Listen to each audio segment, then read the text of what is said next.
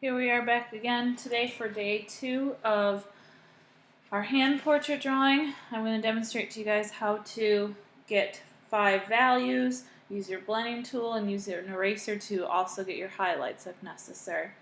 So here I am left with what we ended with last time. I'm going to take my eraser and just kind of get rid of some of those really sharp contrast lines that I have from using my basic rectangle shapes. Okay, and just kind of clean up some of the edges. So my goal today is to find the shadows and the highlights. I always think it's easier to find the shadows first. So again, I'm going to pose my hand, kind of use my picture as a guide. It's really the best you can do. And try and get it to look however it looked last time. Okay. So now I'm going to find first the darkest areas, which are inside of the circle shape I'm making here.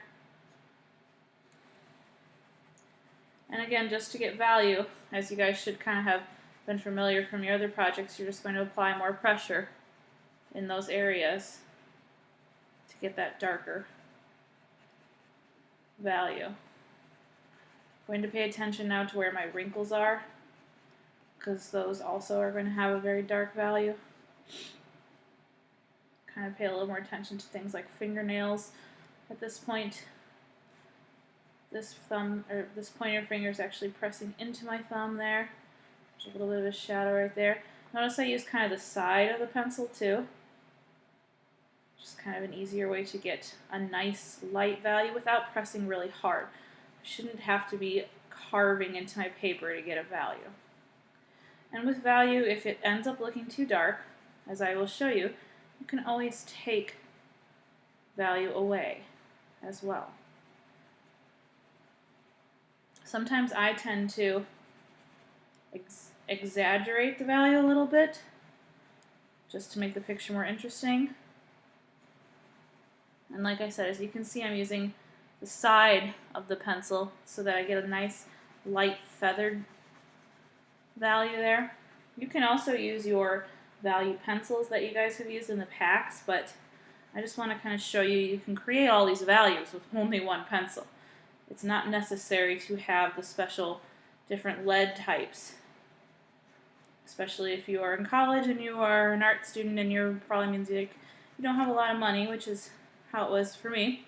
In college, you are just going to get by with whatever you can. So the less money you have to spend on fancy utensils, the better. So I'm kind of checking to see here. I've got some nice values around my knuckle areas, obviously where each finger separates there. Big shadow on the back side of my hand here. And notice, do kind of watch where your hand's going here, because you don't want to smudge everything. So I have to kind of pick up and check where I'm at so my whole hand does not smudge across my paper. Just getting that darker value where the two fingers separate here. I do see a little bit of a fingernail there on my middle finger. This knuckle's a little more exaggerated than it is in my picture. So it's kind of like sculpting. I like to think of this part as sculpting. I'm taking my forms and I am manipulating them based on how I apply value. And that's what gives them a more lifelike quality.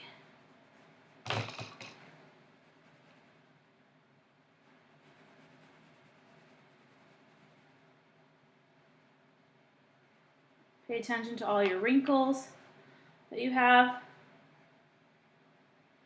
Everybody has wrinkles. So make them interesting. Your hands are one of the first things that show your age. I think that's really interesting. You can tell that with people. The rest of them might not look so old, but their hands always show age first because they touch, all the chemicals and all the things in life. So they always tell an interesting story.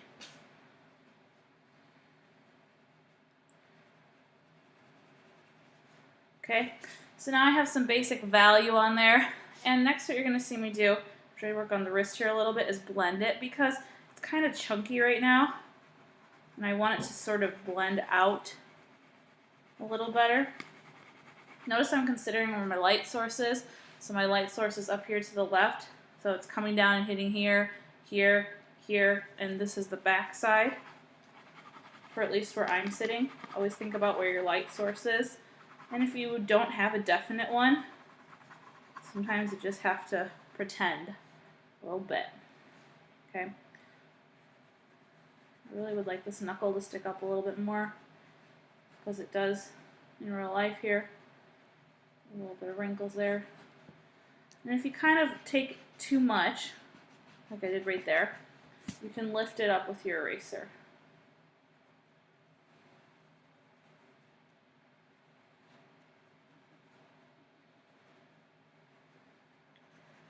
And I'd probably spend some more time smoothing this out and polishing it even more, but I want to show you.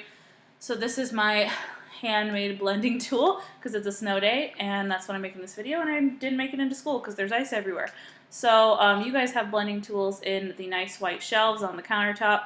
On the black countertop, they should say blending tools. They're near your charcoal pencils and other materials. So this works basically the same way. The blending tool is simply newsprint that's rolled together really tightly. And I'm going to just pull all of those values out a little so they don't look so streaky, and they have a nicer gradient from dark to light. You should hopefully be able to see that it's pretty easy to see that I have some medium values, I have some darker values, I have some very light values. Obviously the highlights count as a value. Okay. Notice how I use this to kind of fill in where my shadow is so there's no streaks, so it looks a little bit more polished. You can also use your finger as a blending tool. No reason you can't. It just gets a little bit more messy that way. The reason sometimes I like the blending tools themselves is you can get into like little corners. So I'm going to come all the way down here and blend out that side shadow. So you can see how hopefully now everything has a much more of a polished sort of a look. I would spend some more time on like the details of my thumbnails and things like that. Okay, but what I want to move on here quick, because this is probably enough for you guys to mostly get started. Should be a little bit darker since it's behind there. Okay, is that now you guys are ready to start doing your background. Okay, so once you have all your values on the hand, you're ready to do your background. So when you do your background, remember you need to have at least 10 different patterns or images somehow throughout there, and it's just kind of a fun free-for-all to help fill the space, and it creates a nice contrast between what's flat and what has value in your picture plane. Okay, so the easiest way to do that is to just divide up your background into some random shapes. You can follow a specific pattern if you want it to kind of look like a flower behind there, or if you want it to look lacy or something, or you can just make random shapes. And so because I know I want to have 10 or so, I want to make sure I have at least 10 or so sections, and that way I will easily fill it all up. Okay, so you can see that here, right? Do be careful once you start doing the background. You don't want to smudge your hand. So a lot of times I will get some sort of a scratch piece of paper like this, and while I'm working on this side, I have the scratch piece of paper protecting my drawing so that my hand doesn't smudge things. So that's a good technique, and you can just use any of the scratch paper on the shelves there for that. Divide things up into shapes, patterns. If you access the orange box, you can also use stencils. So I have a bunch of different stencils here. You can go with a theme. You can have it be kind of random. It depends on what you want your final picture to look like. I kind of like this little leafy pattern thing here, so I'm going to kind of treat this like I would a textile or something, and have some parts of it appear fully in the section and some parts kind of only like be half in the section, as if it was like a piece of fabric that I cut it out of. Okay, so this part is just kind of fun and creative, and you're basically just filling every section with different patterns. So you can see how I've done that there. Okay, here's another picture of somebody that had done one, and they're a little farther along.